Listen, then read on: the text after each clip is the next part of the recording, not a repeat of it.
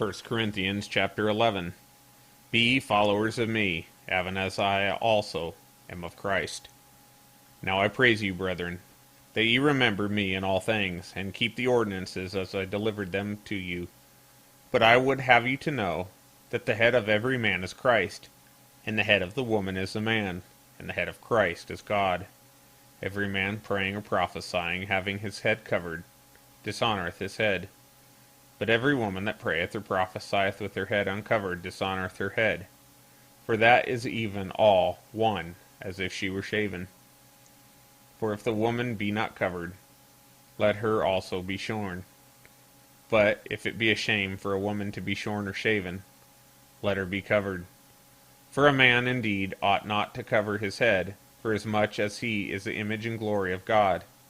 But the woman is the glory of the man. For the man is not of the woman, but the woman of the man. Neither was the man created for the woman, but the woman for the man. For this cause ought the woman to have power on her head because of the angels. Nevertheless, neither is the man without the woman, neither is the woman without the man in the Lord. For as the woman is of the man, even so is the man also by the woman. But all things of God. Judge in yourselves, is it comely that a woman pray unto God uncovered? Doth not even nature itself teach you, that if a man have long hair, it is a shame unto him?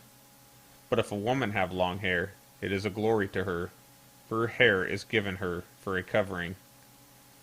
But if any man seem to be contentious, we have no such custom, neither the churches of God. Now in this, that I declare unto you, I praise you not, that ye come together not for the better, but for the worse. For first of all, when ye come together in the church, I hear that there be divisions among you, and I partly believe it. For there must also be heresies among you, that they which are approved may be made manifest among you. When ye come together therefore into one place, this is not to eat the Lord's supper. For in eating every one taketh before another his own supper, and one is hungry, and another is drunken. What?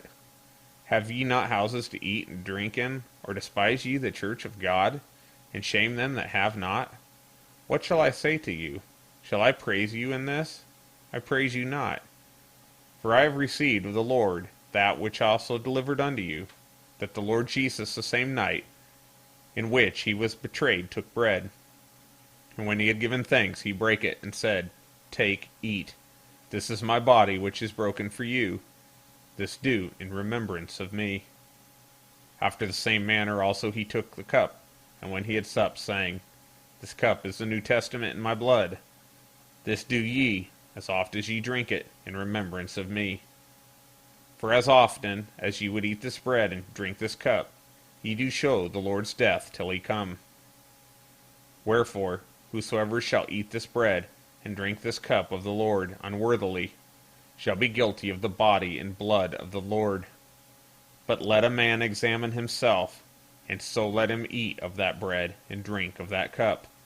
For he that eateth and drinketh unworthily eateth and drinketh damnation to himself, not discerning the Lord's body. For this cause many are weak and sickly among you, and many sleep.